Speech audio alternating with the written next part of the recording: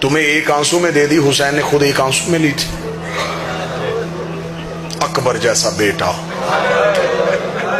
عباد جیسا بھائی، اون و محمد جیسے بھانجے، قاسم جیسا بھتیجا،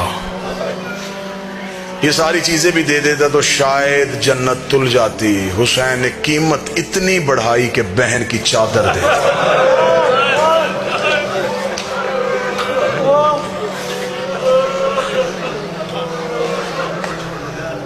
بیٹی کے در دے دیے۔ اللہ مان۔